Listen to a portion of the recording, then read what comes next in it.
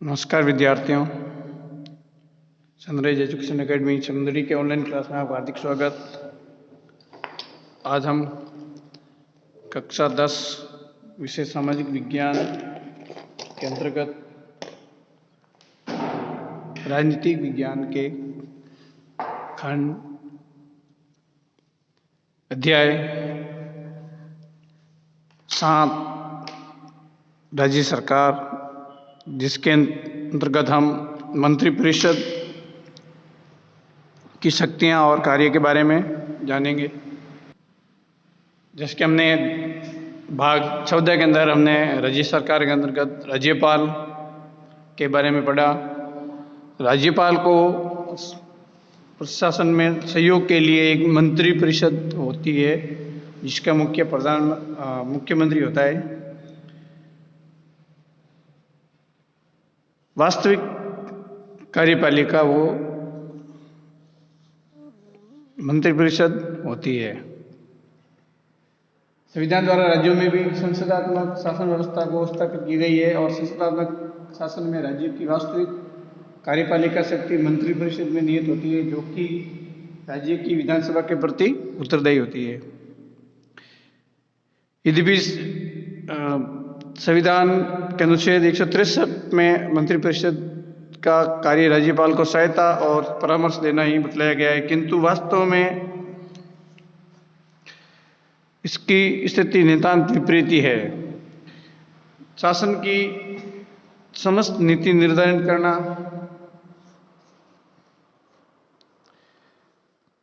मंत्रिपरिषद का काम होता है।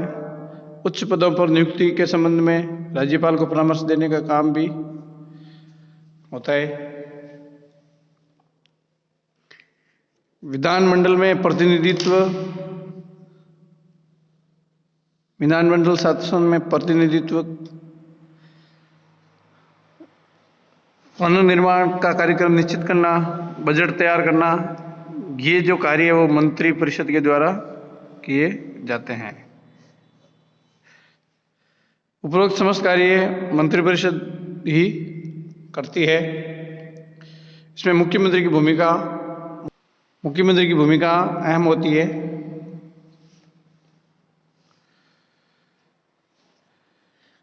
मुख्यमंत्री यानी इंग्लिश में बोलते हैं चीफ मिनिस्टर, राज्य की मंत्रिपरिषद के प्रधान को मुख्यमंत्री कहा जाता है। मुख्यमंत्री राज्य की कार्यपालिका का वास्तविक प्रधान होता है, अतः राज्य के प्रशासनिक ढांचे में उसे वही स्थिति प्राप्त है जो केंद्र में प्रधानमंत्री की होती है। मुख्यमंत्री की नियुक्ति संविधान के अनुच्छेद 167 में केवल कहा गया है कि राज्यपाल मुख्यमंत्री की नियुक्ति करेगा। व्यवहार के अंतर्गत राज्यपाल के द्वारा विधानसभा में बहुमत दल के नेता को ही मुख्यमंत्री नियुक्त किया जाता है। कई बार किसी भी दल या गठबंधन को पर्याप्त बहुमत नहीं होने की स्थिति में राज्यपाल अपने स्वविवेक शक्ति का प्रयोग कर मुख्यमंत्री को नियुक्त कर सकता है और उसको एक निश्चित अवधि में बहुमत साबित करने का मौका दिया जाता है। मुख्यमंत्री के कार्य और शक्तियां क्या क्या है? मंत्रिपरिषद का निर्माण कराना। मुख्यमंत्री अपने कार्य में सहयोग के लिए मंत्रिपरिषद का निर्माण करता है और किन मंत्रियों को अपने मंत्रिमंडल में जगह देने का काम उसकी पसंद मुख्यमंत्री अपनी पसंद से करता है। मुख्यमंत्री में कार्य का बंटवारा और परिवर्तन करना। मुख्यमंत्री अपने मंत्रियों में विभाग बांटता है और उनके कार्यों में समीक्षा करता है और उनका परिवर्तन भी करता है। मंत्रिमंडल कार्य का संचालन करना, शासन के विभिन्न विभागों में समन्वय स्थापित करना, मंत्रिपरिषद और राज्यपाल के बीच एक सेतु का काम करना, विधानसभा का नेता मुख्यमंत्री होता है। मंत्रियों का चयन मुख्यमंत्री ही अपने मंत्रिपरिषद के अन्य मंत्रियों की नियुक्ति के संबंध में राज्यपाल को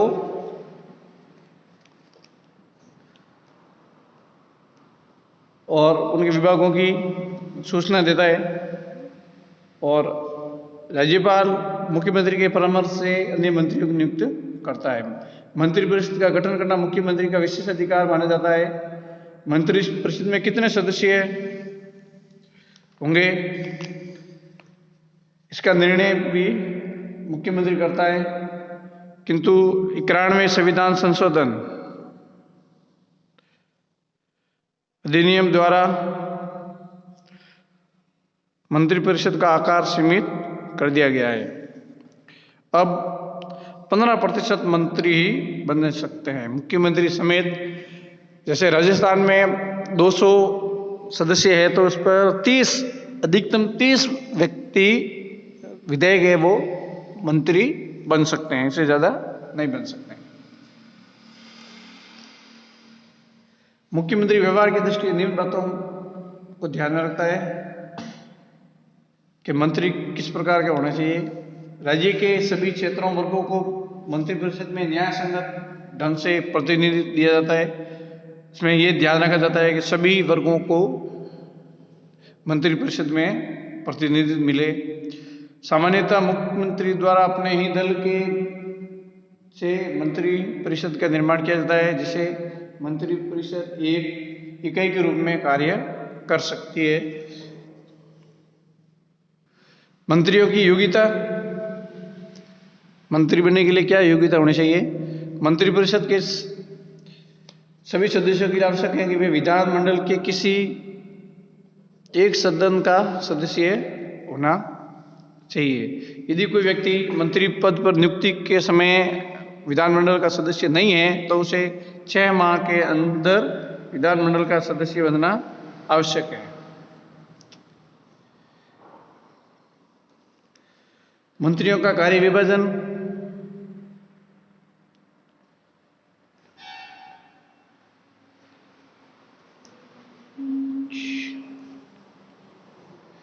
मंत्रियों द्वारा शपथ ग्रहण करना, तो राज्यपाल मंत्रियों को पद और गोपनीयता की शपथ दिलाता है। 2 प्रकार की शपथ लेता है, पहली पद के कर्तव्य की और दूसरी गोपनीयता की, यानी सरकार की किसी भी बात को लीक नहीं किया जाता है तब तक जरूरी नहीं हो, तो गोपनीयता बनाए रखनी जरूरी होती है। जब तक मंत्रिपरिषद में होता है मंत्री, तब तक वो सरकार के हर काम में वो भागीदार माना जाता है।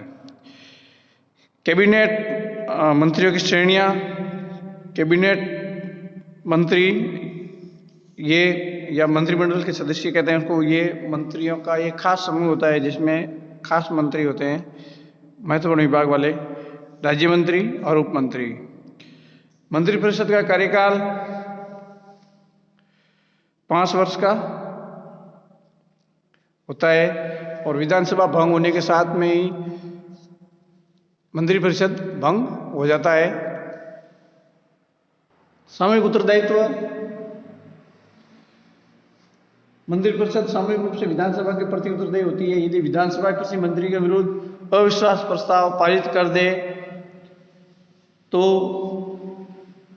समस्त मंत्रिपरिषद को त्याग पत्र देना पड़ता है। तो मंत्रिपरिषद विधानसभा के प्रति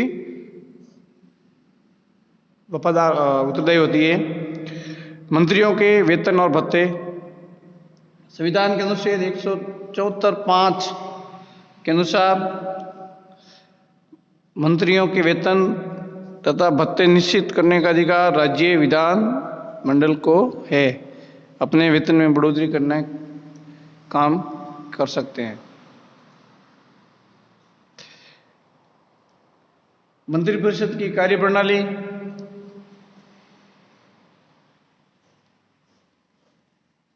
मंत्रिपरिषद की सबसे महत्वपूर्ण इकाई मंत्रिमंडल होता है, जिनको बोलते हैं कैबिनेट।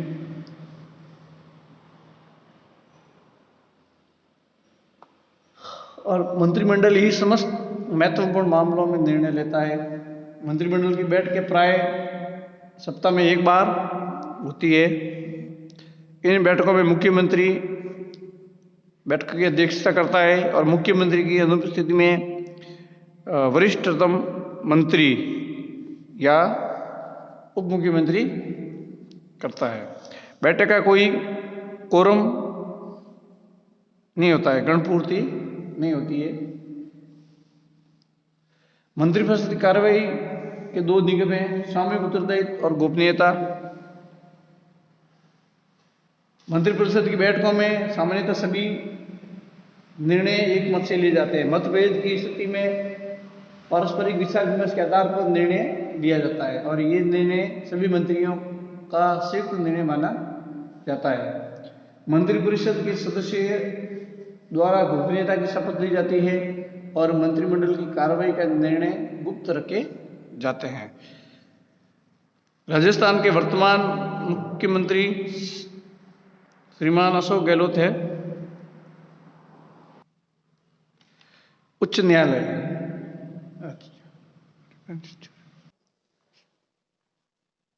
मंत्रिपरिषद के कार्य, यद्यपि संविधान के अनुच्छेद 163 में मंत्रिपरिषद का कार्य राज्यपाल को सहायता और परामर्श देना ही बतलाया गया है, किंतु वास्तविक स्थिति इसके विपरीत है। संविधान के द्वारा राज्यपाल को राज्य के संबंध में जो शक्तियां प्रदान की गई हैं वो व्यवहार में उन सबका प्रयोग मंत्रिपरिषद के द्वारा किया जाता है। मंत्रिपरिषद शासन संबंधी सभी महत्वपूर्ण निर्णय लेती है और मुख्यमंत्री इन निर्णयों में से राज्यपाल को सूचित करता है।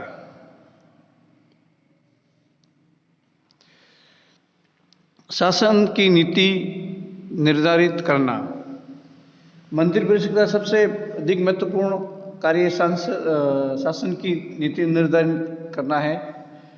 चाहे गृह विभाग हो या शिक्षा विभाग, स्वास्थ्य अथवा कृषि, शासन की नीति का निर्धारण मंत्रिपरिषद के द्वारा किया जाता है। मंत्रिपरिषद न केवल नीति निर्धारित करती है वरन उसके कार्य रूप में परिणित करती है। उच्च पदों पर नियुक्ति के संबंध में राज्यपाल को परामर्श देना,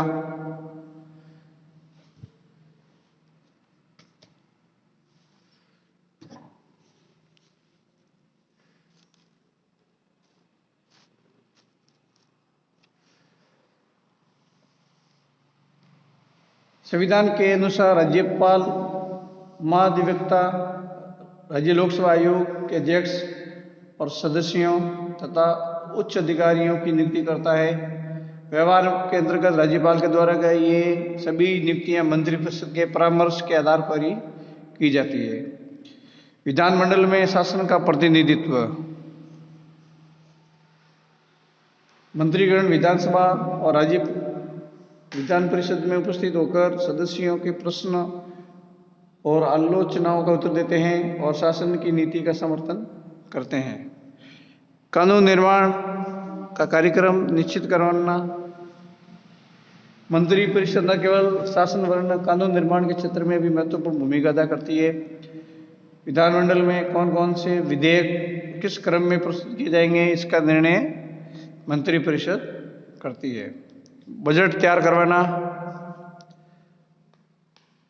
राज्य का वार्षिक बजट वित्तीय वर्ष के प्रारंभ होने से पूर्व वित्त मंत्री द्वारा राज्य विधानसभा में प्रस्तुत किया जाता है। यह बजट मंत्रिपरिषद द्वारा निश्चित की गई नीति के आधार पर तैयार किया गया जाता है। बजट को पारित कराने का उत्तरदायित्व भी मंत्रिपरिषद का होता है। मुख्यमंत्री की नियुक्ति,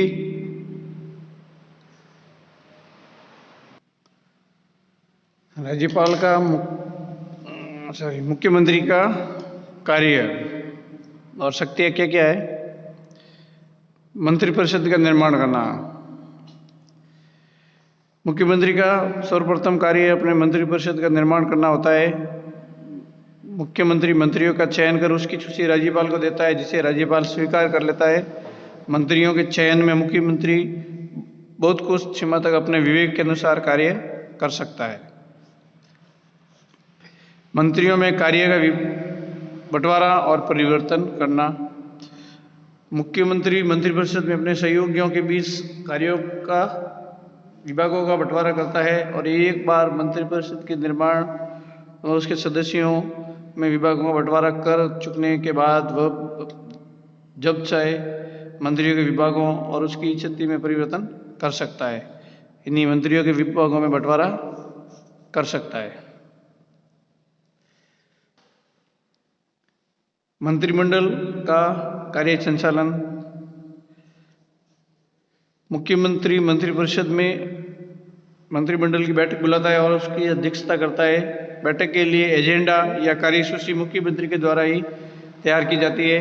मंत्रिमंडल की समस्त कार्रवाई मुख्यमंत्री के निर्देशानुसार होती है। शासन के विभिन्न विभागों में समन्वय स्थापित करना। मुख्यमंत्री इस बात का प्रयत्न करता है कि शासन के सभी विभाग एक दूसरे शब्दों में मंत्रिपरिषद एक के रूप में कार्य करें। यदि मंत्रिपरिषद के 2 या अधिक सदस्यों में किसी एक के बीच मतभेद हो जाता है तो इन मतभेदों को दूर करने का और उसमें समन्वय स्थापित करने का कार्य मुख्यमंत्री का होता है। राज्यपाल और मंत्रिपरिषद के बीच संबंध स्थापित करता। संविधान के अनुसार मुख्यमंत्री पर यह भार है कि मंत्री परिषद और राज्यपाल के बीच संपर्क स्थापित करे और वह मंत्रिपरिषद के निर्णयों की सूचना राज्यपाल को देता है। इस तरह राज्यपाल विधानमंडल और मंत्रिपरिषद और राज्यपाल के बीच में एक सेतु का काम करता है। विधानसभा का नेता।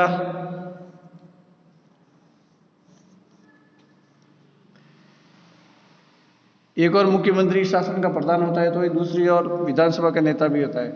विधानसभा के नेता के रूप में उससे कानून निर्माण के महत्वपूर्ण स्थिति प्राप्त होती है। बहुत कुछ सीमा तक कानून निर्माण कार्य उसकी इच्छानुसार ही संपन्न किए होते हैं। विधानसभा के नेता के रूप में वो राज्यपाल विधानसभा को भंग करने का भी परामर्श दे सकता है। अब हम पढ़ेंगे राज्य के उच्च न्यायालय के बारे में। उच्च न्यायालय यानी हाई कोर्ट। भारत में एकीकृत न्यायपालिका वो अपनाया गया है, जिसके सर्वोच्च स्तर पर उच्चतम न्यायालय यानी सुप्रीम कोर्ट है। उच्चतम न्यायालय के पश्चात न्यायपालिका में उच्च न्यायालय का स्थान आता है। अनुच्छेद 214 के अनुसार प्रत्येक राज्य का एक न्यायालय होगा। 2 या 2 से अधिक राज्यों के लिए भी एक न्यायालय हो सकता है। जैसे पंजाब और हरियाणा का एक संयुक्त उच्च न्यायालय चंडीगढ़ उच्च न्यायालय है। भारत में सर्वप्रथम उच्च न्यायालय 1862 के अधिनियम में कलकत्ता, मद्रास, बॉम्बे में स्थापित किए गए। 1866 में इलाहाबाद उच्च न्यायालय की स्थापना की गई। वर्तमान समय में भारत में कुल 24 उच्च न्यायालय है। कई राज्यों के संयुक्त उच्च न्यायालय भी हैं। सबसे ज़्यादा कार्य क्षेत्र है वो गुवाहाटी उच्च न्यायालय का आता है। उच्च न्यायालय का गठन। अनुच्छेद 216 के अनुसार प्रत्येक राज्य के उच्च न्यायालय मुख्य न्यायाधीश और अन्य न्यायाधीशों की नियुक्ति राष्ट्रपति करेगा। इस प्रकार उच्च न्यायालय में न्यायाधीशों की संख्या राष्ट्रपति द्वारा निर्धारित होती है। न्यायाधीशों की नियुक्ति अनुच्छेद 217(a) के अंतर्गत उच्च न्यायालय के मुख्य न्यायाधीश और अन्य न्यायाधीशों की नियुक्ति राष्ट्रपति करता है। राष्ट्रपति उच्च न्यायालय के मुख्य न्यायाधीश की नियुक्ति उच्चतम न्यायालय के मुख्य न्यायाधीश, कॉलेजियम व राज्यपाल के परामर्श से करता है, जबकि अन्य न्यायाधीशों की नियुक्ति व उच्च न्यायालय के मुख्य न्यायाधीश और उच्चतम न्यायालय के मुख्य न्यायाधीश और उच्च न्यायालय के मुख्य न्यायाधीश और राज्यपाल के परामर्श से करता है। न्यायाधीशों की योग्यता, इसके लिए क्या क्या क्वालिफिकेशन होनी चाहिए? अनुच्छेद 217(2) के अनुसार न्यायाधीशों की नियुक्ति के लिए निम्नलिखित योग्यता आवश्यक है। पहला, वह भारत का नागरिक होना चाहिए, फर्स्ट इंडियन। दूसरी योग्यता, भारत के राज्य क्षेत्र में कम से कम 10 वर्ष तक वह न्यायिक पद पर, मजिस्ट्रेट पद पर रह चुका हो। उच्च न्यायालय का या ऐसी 2 या 2 से अधिक न्यायालयों का लगातार कम से कम 10 वर्ष तक अधिवक्ता यानी एडवोकेट रहा हो।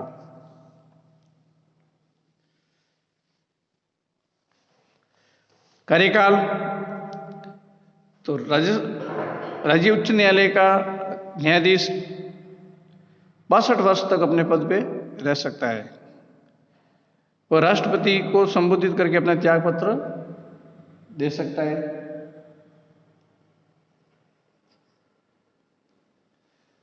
न्यायाधीश को संसद के दोनों सदनों के बहुमत, 2/3 बहुमत से पारित प्रस्ताव के बाद राष्ट्रपति के आदेश द्वारा उसको यानी महाभियोग द्वारा हटाया जा सकता। न्यायाधीशों द्वारा शपथ लेना, अनुच्छेद 219 के अनुसार राज्य उच्च न्यायालय का न्यायाधीश राज्यपाल या उसके द्वारा नियुक्त किसी भी व्यक्ति के समक्ष शपथ लेता है। न्यायाधीशों का स्थानांतरण, उच्च न्यायालय के न्यायाधीशों का स्थानांतरण राष्ट्रपति उच्चतम न्यायालय के मुख्य न्यायाधीश के परामर्श के बाद करता है। ये अनुच्छेद 222 के अंतर्गत वर्णित है।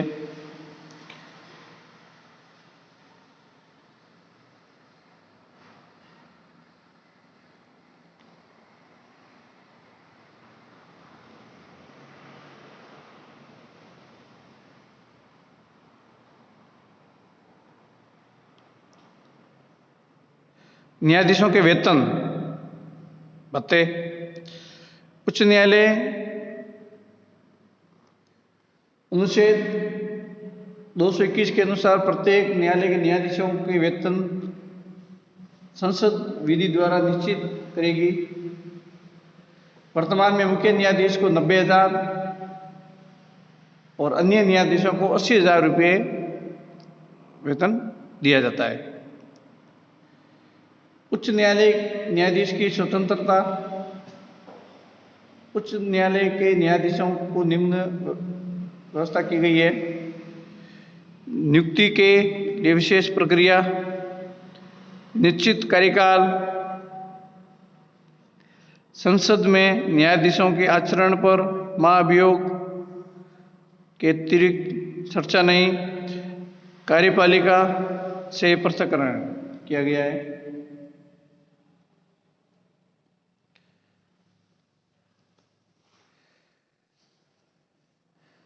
उच्च न्यायालय के न्यायाधीश अवकाश ग्रहण करने के बाद उन न्यायालयों में निजी प्रैक्टिस नहीं करेगा जहां अस्थायी रूप से न्यायाधीश रह चुका हो।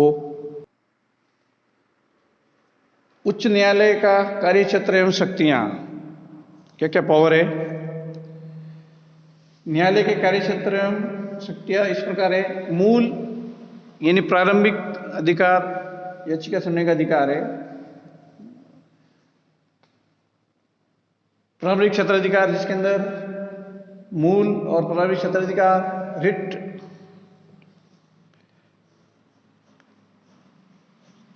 रिट अधिकारिता, अपीलीय क्षेत्राधिकार, अभिलेख न्यायालय, प्रशासन संबंधी शक्तियां और न्यायिक शक्तियां। तो सबसे पहले हम देखते हैं मूल और प्रारंभिक क्षेत्राधिकार। इसका तात्पर्य है कि उच्च न्यायालय द्वारा वादों की सुनवाई करेगा। कौन कौन से न्यायालय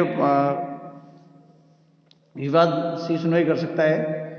संसद एवं राज्य विधानमंडलों के सदस्यों के निर्वाचन संबंधी विवाद है, उसकी सुनवाई राज्य उच्च न्यायालय करेगा।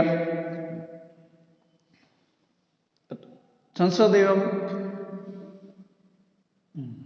राजस्व एकत्रीकरण संबंधी विवाद, मौलिक अधिकार व वसीयत विवाह विधि, कंपनी कानून तथा विवाद विच्छेद आदि मुकदमे की सुनवाई करने का मूल क्षेत्राधिकार है वो उच्च न्यायालय का है।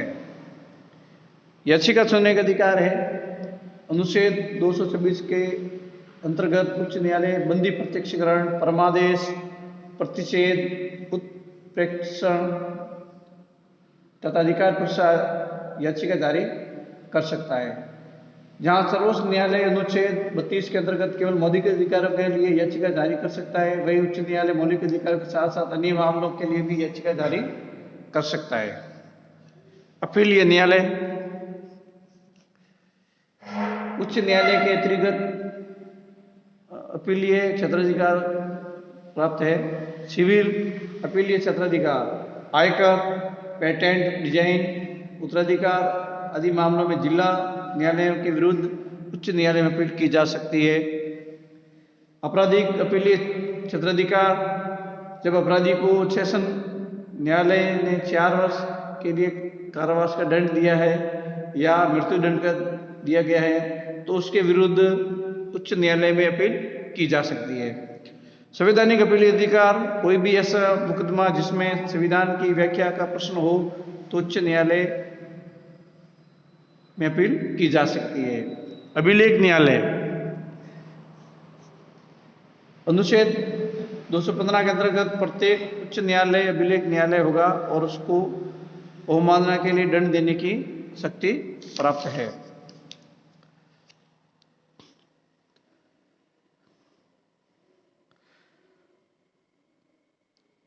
उच्च न्यायालय के निर्णय रिकॉर्ड की तरह सुरक्षित रखे जाएंगे और वह अधीनस्थ न्यायालय के लिए कानून की तरह कार्य करेंगे। प्रशासन संबंधी अधिकार, उच्च न्यायालय के प्रशासन संबंधी अधिकार, उच्च न्यायालय अपने अधीन किसी न्यायालय के पत्रों निर्णयों को मंगवा सकता है और उसकी जांच पड़ताल करवा सकता है। उच्च न्यायालय का कर्तव्य है कि वह ध्यान रखे कि अधीनस्थ न्यायालय अपनी शक्ति सीमा का उल्लंघन तो नहीं कर रहा है या अपने कर्तव्यों का निश्चित विधि के अनुसार पालन कर रहा है। वह किसी भी वाद को एक न्यायालय से हटाकर दूसरे न्यायालय में विचार तथा निर्णय के लिए भेज सकता है। न्यायिक पुनरावलोकन यानी जुडिशियल रिव्यू, उच्च न्यायालय केंद्र या राज्य विधायिका व कार्यपालिका के कार्यों को वैध या अवैध घोषित कर सकता है। राज्य में विधानमंडल, कार्यपालिका व राज्य न्यायपालिका को राज्य सरकार के नाम से जाना जाता है।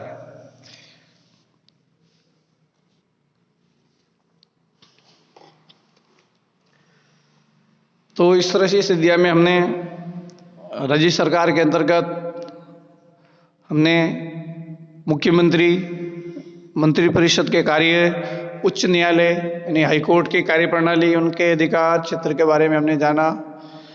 राजस्थान का जो उच्च न्यायालय है वो जोधपुर में स्थित है और एक खंडपीठ है, वो एक खंडपीठ जयपुर में स्थित है। राजस्थान ने भी नया उच्च न्यायालय का भवन तैयार हो रहा है। इस अध्याय के कुछ प्रश्न दिए गए हम। उच्च न्यायालय के गठन का प्रावधान संविधान के किस अनुच्छेद के अंतर्गत आता है? संविधान के अनुसार राज्य की कार्यपालिका शक्ति किसमें निहित होती है?